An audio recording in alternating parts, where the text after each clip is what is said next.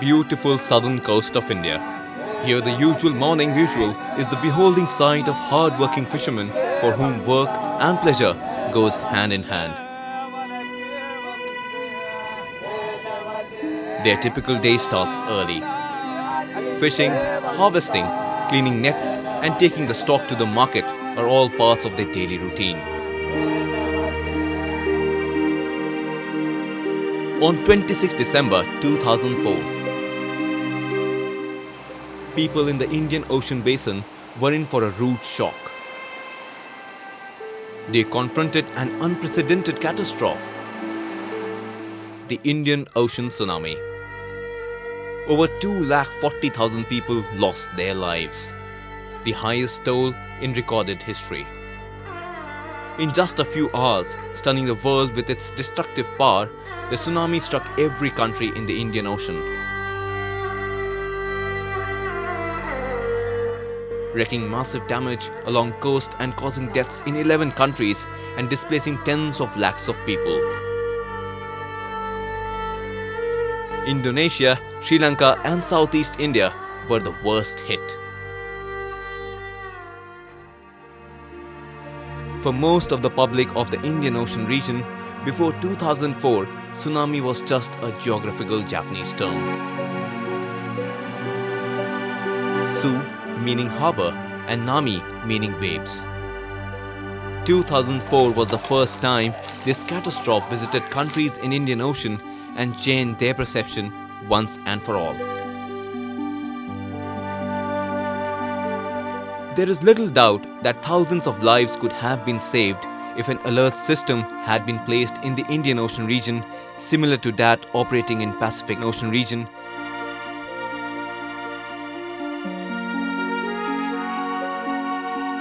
People commonly move and travel, so it is possible for anybody to be on or near a coast when tsunami strikes.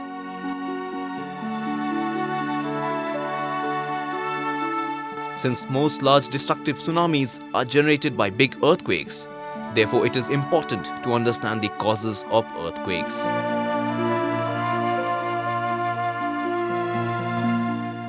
One of the most popular theory explaining earthquakes is the plate tectonic theory. A small number of lithospheric plates collectively make Earth. These plates float on viscous underlayer called the asthenosphere. These plates cover the entire surface of the Earth, the continents and the seafloor.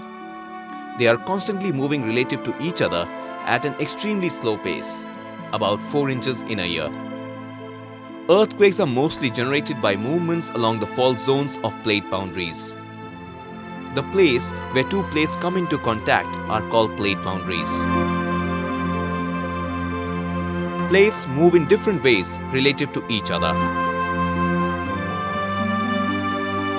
Spreading, here two plates move away from each other. Transform, in this movement, the plates slide past each other horizontally.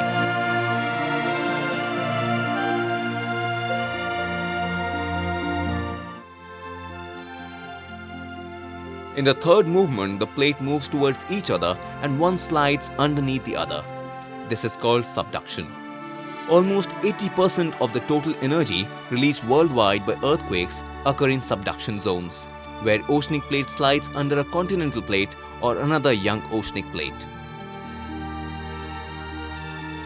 When one plate subducts under the other, the overriding plate gets squeezed. Its leading edge is dragged down while the area behind bulges upwards. This movement goes on for decades, even centuries, slowly building up stress.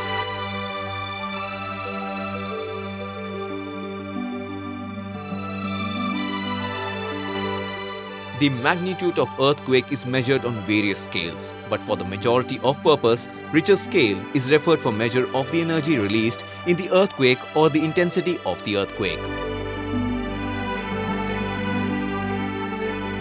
Being a logarithmic scale, 1 unit change in the magnitude corresponds to 10-fold increase in seismic wave amplitude and 30-fold increase in energy released.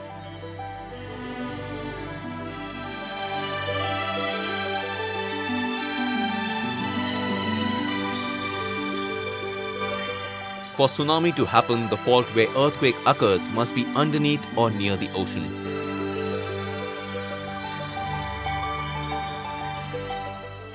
Earthquake along subduction zone happen when the leading edge of overriding plate breaks free and springs seawards, raising the seafloor and water above it.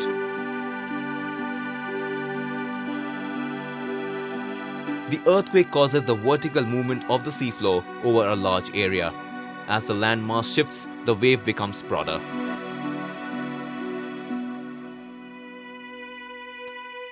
One part of the wave heads across to the ocean towards distant shore. The other part races towards the nearby land, growing taller as it comes. The tsunami has been started.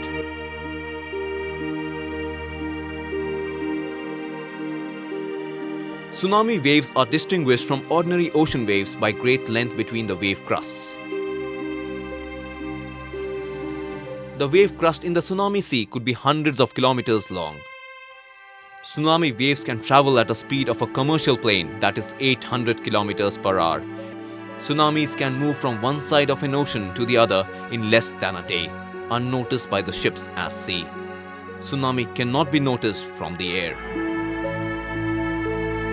In shallow water, tsunami spread is reduced as the wave height increases rapidly and wave becomes compressed. Its speed also reduces as it approaches the coast. The maximum height of the tsunami reaches on the shore is called its run-up height. That is the height of a wave at the shore above the normal sea level. When the tsunami reaches the coast, distance the tsunami floods is called inundation. Erosion is the other way a tsunami damages the land structures, where the strong transmission-induced currents lead to erosion of foundation and collapse of the building structures.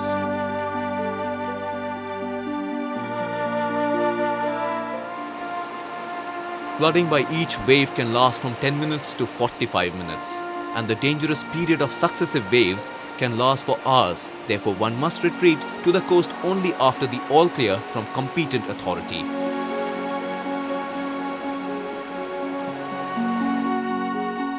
As it is presently not possible to predict the earthquake, therefore determining when a tsunami will occur is impossible as well.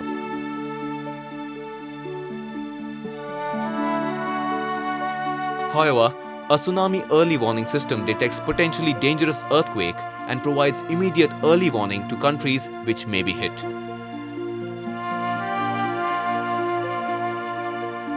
Waves attack coast near to the source of an earthquake in minutes. Here, shaking of ground is the only warning that the trouble might be on the way. For people on shores which are distant from the tsunami source, accurate warnings of when the waves might strike are possible because tsunami travels at a known speed. Knowledge can save lives. After the 2004 tsunami, countries across the world have united to protect people from tsunami and spread awareness.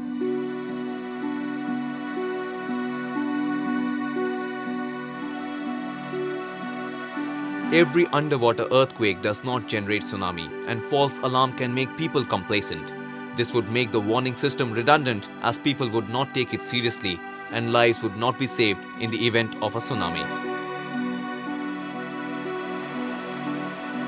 Big or small, people should respect tsunami. On one coast, it might cause only ripple, but might erase the other completely.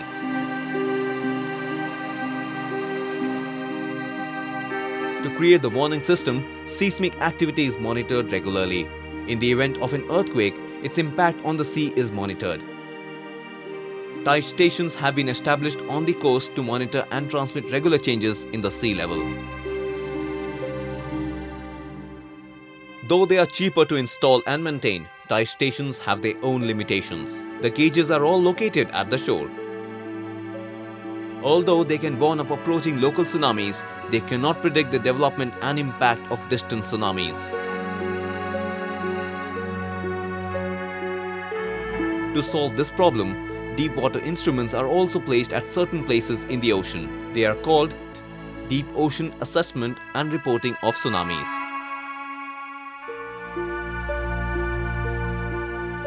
Each system comprises of a bottom pressure sensor which rests on the ocean floor anchored by weight. As the tsunami waves passes, the sensor detects an increase in pressure caused by the weight of the added volume of water. The bottom pressure sensor transmits the reading via sound waves through the water to the nearby surface buoy, which in turn transmits the data to satellite. Satellite relays the information to the land receiving station, then it is sent to several tsunami warning countries.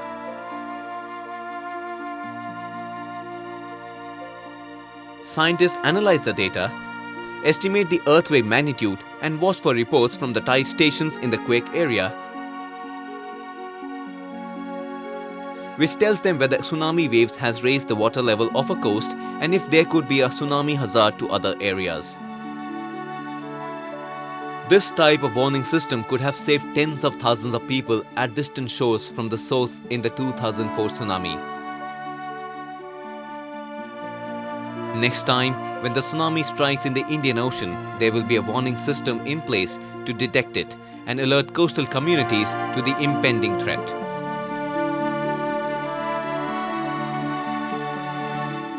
The rapidly developing Indian Ocean Tsunami Warning and Mitigation System is based on national tsunami warning centers which are being established in 29 countries around the Indian Ocean rim. Tsunamis are a threat to life and property for all coastal communities. As they can strike any time, people should always be prepared. Those who live inland should also know the do's and don'ts and how to survive a tsunami. Tsunami would be a threat to anyone on the coast. Therefore, every person should be aware of the safety rules which can help them in the event of a tsunami. All earthquakes do not cause tsunami, but many do. When you hear that an earthquake has occurred, stand by for a tsunami emergency message. All tsunami warnings to the public must be taken seriously. Tsunami has killed people because some took the warnings as false alarm and stayed put.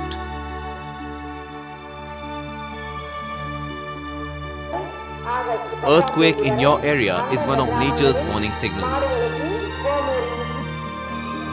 Do not stay in a low-lying coastal area after a strong earthquake has been felt. Tsunamis are sometimes preceded by noticeable fall in sea level. As the ocean retreats seaward, noticing exposure of seafloor move upwards away from low-lying coastal areas. A roar like an incoming train may sometimes be heard as tsunami waves rushes towards the shore. It is nature's way of warning.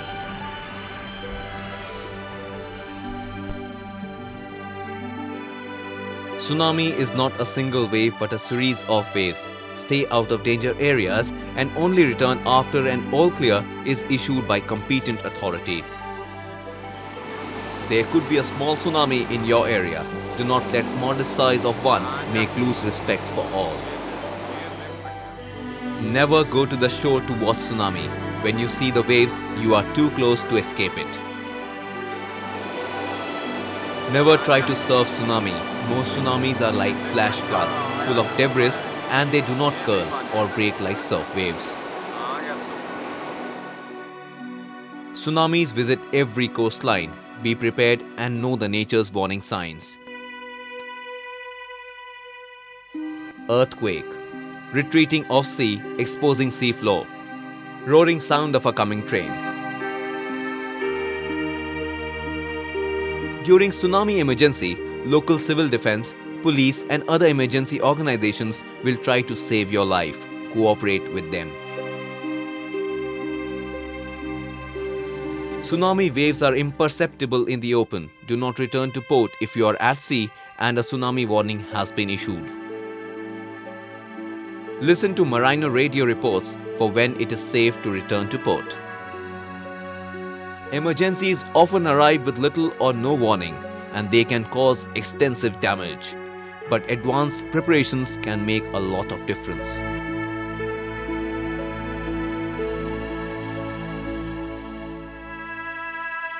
the difference between life and death by possessing the right information and acting on it, and then, for sure, there would be another day.